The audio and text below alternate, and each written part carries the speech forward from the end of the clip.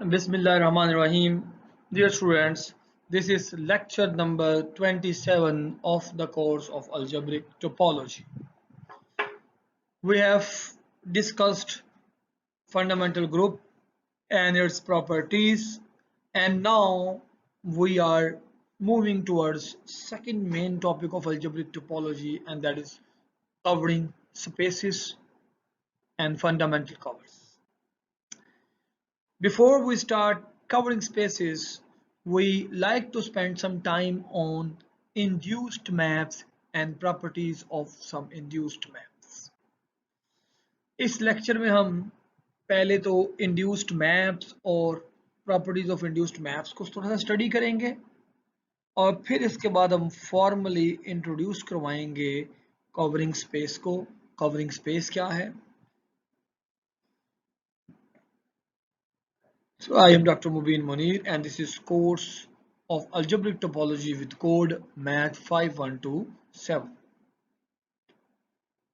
इस स्लाइड में हम कुछ टेक्निकल बात पे फोकस करेंगे. फर्ज कीजिए हमारे पास x और y दो टोपोलॉजिकल स्पेसेस हैं जैसा कि आपको नजर आ रही हैं x और y, और x के अंदर एक पॉइंट c है और y के अंदर एक पॉइंट d है, और मेरे पास एक फंक्शन है जो कि कॉन्टिन्यूअस है x से y में इस तरह से कि वो c को d पे मैप कर रहा है. देन जो भी मैप ये काम करेगा, कंटिन्यूअस मैप जो भी होगा, वो नेचुरल मैप इंड्यूस करवाएगा इन दोनों के फंडामेंटल ग्रुप्स में. यानी x के फंडामेंटल ग्रुप से y के फंडामेंटल ग्रुप में एक मैप इंड्यूस करवाएगा, एक नया मैप. वो कैसे, जरा थोड़ी सी तफसील जरा यहां देख लीजिए, नेक्स्ट हम अगली स्लाइड में देखेंगे. पाई 1 ऑफ एक्स सी है क्या? पाई 1 ऑफ एक्स सी जो है वो दरअसल हमारे पास, अगर ये x है और ये कोई c है, ये c है, तो पाई 1 इसमें क्या होगा, इसमें लूप्स को स्टडी करेंगे हम, इन लूप्स को.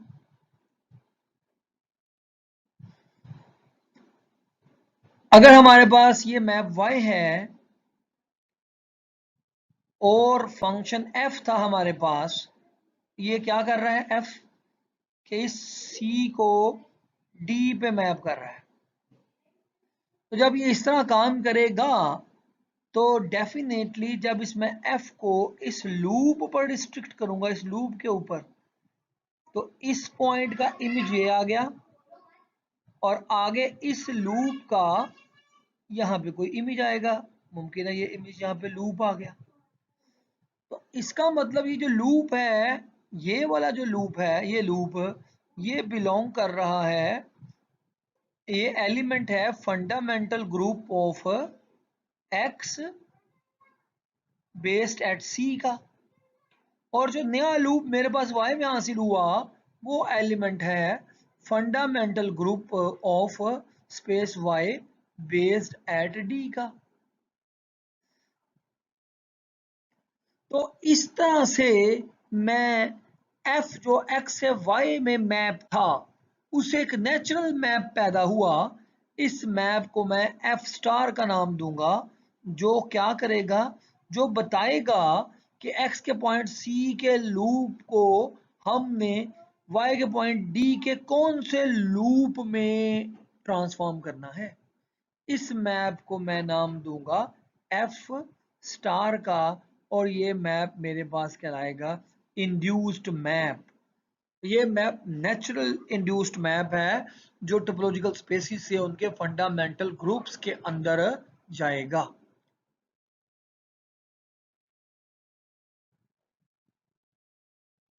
सो हमने देखा कि अगर एक टोपोलॉजिकल स्पेस x थी और एक y थी और इनके दरमियान अगर कोई कंटिन्यूस मैप f था जो पॉइंट c को d पे मैप कर रहा था, तो इस f से एक नेचुरल फंक्शन पैदा हुआ.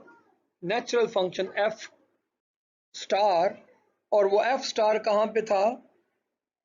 एफ स्टार था from fundamental group of x से फंडामेंटल ग्रुप ऑफ वाई में। तो पहली अहम बात क्या है कि ये मैप जो है ये वेल डिफाइंड मैप होगा। वाई वेल डिफाइंड मैप होगा? पहली बात तो ये कि ये मैप की फॉर्म क्या होगी, ये मैप की ये फॉर्म होगी। ये क्या है? ये मैप की ये फॉर्म होगी कि ये मैप दरअसल एफ स्टार जो होगा, एफ क्या है, वो एक्स से वाई में है, और वो क्या करेगा, इस लूप को कन्वर्ट करेगा अंडर एफ। वो ये लूप का इमेज ये आ गया वाई में, बेस्ड एट डी। और जो लूप गैमा है, या जो लूप अल्फा है, अल्फा अल्फा नाम रखें गैमा की बजाय इसका, ये जो लूप अल्फा है ये होगा क्या, ये एक्चुअली अल्फा जो है ये तो कंटिन्यूस पाथ है फ्रॉम आई टू एक्स। तो अल्फा ये है, alpha is a path from I to X. तो फिर यहाँ पे जो पाथ बनेगा, ये जो लूप बनेगा, ये वाला लूप जो कि F image of F of alpha है, वो इस तरह से डिफाइन किया जाएगा, होगा image of F of alpha की जो इमेज आएगी वो इस तरह से होगा, उसको एफ स्टार भी कहेंगे। और वो कैसे आएगा? वो आएगा कंपोजिशन के पहले आप अल्फा देखें, अल्फा क्या आया, और फिर इस अल्फा का इमेज देखें अंडर एफ क्या आया, and that is F star आपका होगा। एफ स्टार जो होगा वो होगा F F applied on to alpha, या इसको ऐसे भी लिखा जा सकता है F composed with alpha. So ये इसकी बेसिक डेफिनेशन होगी एफ स्टार की। अब अहम तरीन बात यह है कि ये मैप जो एफ स्टार है वो वेल डिफाइंड मैप है। इस बात का मतलब ये है कि अगर आपके पास टोपोलॉजिकल स्पेस एक्स है बेस्ड पॉइंट एट सी, जरा गौर से सुनिएगा, और टोपोलॉजिकल स्पेस वाई है बेस्ड पॉइंट एट डी, और अगर आप x में से एक लूप लेंगे, ये वाला लूप, ये लूप अल्फा है, और स्लाइट मॉडिफिकेशन के बाद ये लूप लिया जो कि इस लूप के होमोटोपिक है अल्फा के, और वो अल्फा डैश है ग्रीन कलर में, कि अल्फा और अल्फा डैश आपस में अगर होमोटोपिक हैं तो डेफिनेटली ये, अगर अल्फा का इमेज जो है अंडर एफ वो ये आ गया, वो ये लूप आ गया, ये लूप क्या है, ये है अल्फा का इमेज अंडर एफ, और ये लूप कहां से आया, ये लूप आ गया अल्फा डैश का इमेज अंडर एफ। तो ये जो होगा एफ ऑफ अल्फा, और ये जो दूसरा होगा एफ ऑफ अल्फा डैश, ये दोनों लूप आपस में होमोटोपिक होंगे। ये एक इंपॉर्टेंट फैक्ट है, यानी ये मैप चॉइस ऑफ लूप पे डिपेंड नहीं करेगा, ये वेल डिफाइंड मैप होगा। अगर लूप आपस में होमोटोपिक हैं तो जो इमेज जिन लूपों पे मैप होंगे वो लूप्स भी आपस में होमोटोपिक होंगे। ये एक अहम बात थी। और दूसरी बात ये कि ये मैप होमोमॉर्फिज्म होगी एक्चुअली फंडामेंटल ग्रुप्स के अंदर। ये बहुत बहुत अहम बात है कि ये मैप ये होमोमॉर्फिज्म होगी। हम इसको फर्दर एक्सप्लेन करेंगे। अब इसमें हम फर्दर ये बात एक्सप्लेन करेंगे कि F star alpha product with beta is equals to F star alpha product with F star beta. यानी यहाँ ये बताया जा रहा है कि ये जो इंड्यूस्ड मैप है ये फंडामेंटल ग्रुप्स के दरमियान एक होमोमॉर्फिज्म होगी। इस सारी बात का मतलब क्या है? इस सारी बात का मतलब ये है कि अगर आपके पास ये टोपोलॉजिकल स्पेस एक्स थी, ये टोपोलॉजिकल स्पेस एक्स है जी, और इस टोपोलॉजिकल स्पेस एक्स के अंदर बेस्ड एट सी के ऊपर आपने दो लूप्स लिए।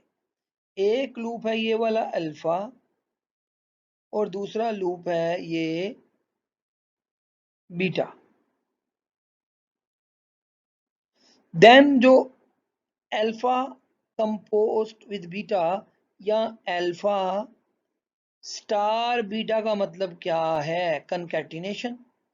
मतलब आपके पास एक रेड कलर का कर्व मिलेगा, वो पहले आप ग्रीन कलर के कर्व के अलोंग चलेंगे और फिर आप ब्लू कर्व के अलोंग चलेंगे, तो ये इसका प्रोडक्ट आ गया। अब इस प्रोडक्ट के ऊपर जब आपने अप्लाई करना है एफ स्टार,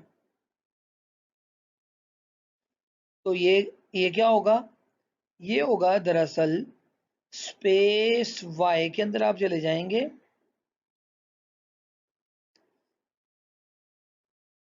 ये डी पॉइंट है, और ये जो रेड कलर का बड़ा लूप था ना, जो उन दोनों का कंपोजिशन था, फर्ज कर लें कि उसके ऊपर आपने ये उसका इमेज आया डबल लूप ऐसे,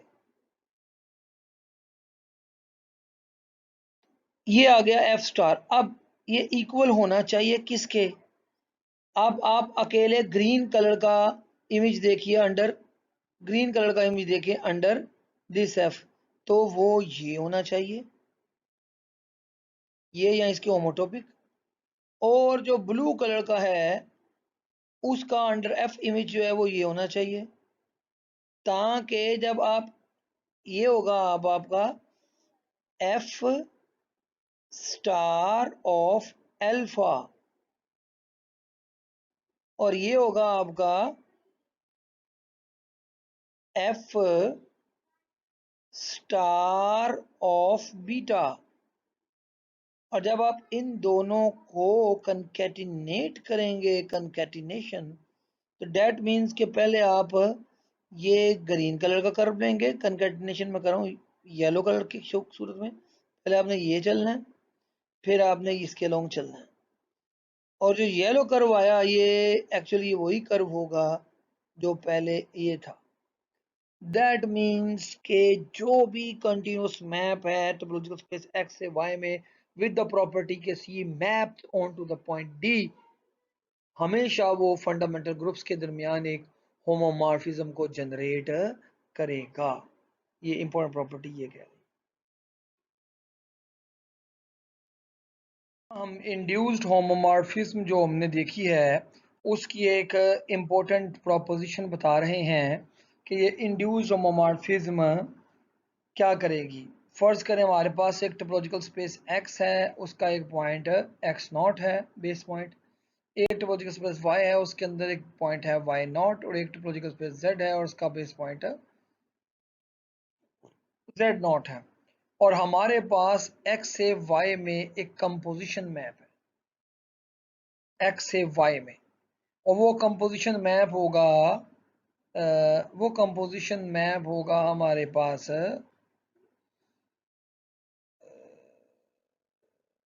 फाई साई।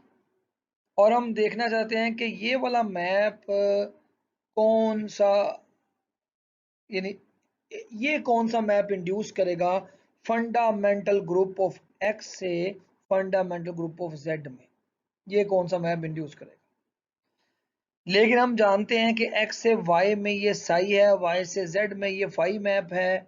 इनके बेस पॉइंट्स को ध्यान में रखते हुए कि जो ये साई मैप है ये एक्स नॉट को वाई नॉट में लेके जा रहा है, और जो फाई मैप है वो वाई नॉट को जेड नॉट पे लेके जा रहा है।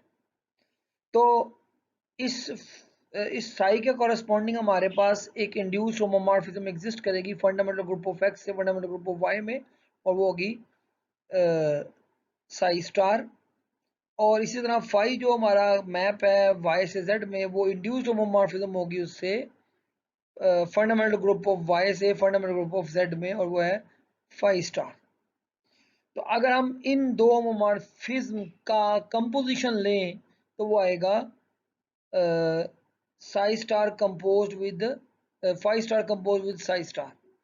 तो ये वही है जो इनके दरमियान वो मॉर्फिज्म है जो इन दोनों की कंपोजिशन से आ रही है। यानी इन दोनों की जो कंपोजिशन से ये मैप आ रहा है, ये डिफाइन होगा एक्चुअली ऐसे।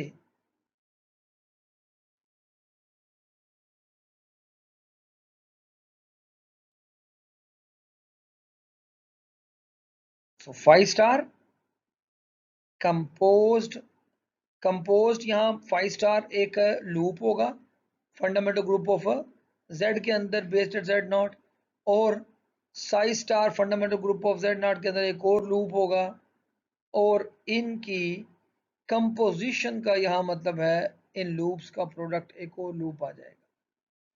तो एक्चुअली ये एसोसिएटिविटी है एक तरह से कि जो एक्स से वाई, वाई से जेड में जो मैप से जनरेट हो रही इंड्यूस्ड मैप है वो इंडिविजुअल के कंपोजिशन के बराबर होगा इंड्यूस्ड मैप्स के केस में। ये एक ऑब्वियस प्रॉपर्टी नजर आ रही थी। अभी जो हम दूसरी प्रॉपर्टी का जिक्र कर रहे हैं इंड्यूस्ड मैप की, वो है सेकंड प्रॉपर्टी कि अगर आपके पास ये स्पेस एक्स है बेस्ड एट एक्स नॉट, और दोबारा यही ले लीजिए, दोबारा यही स्पेस दोबारा ले लीजिए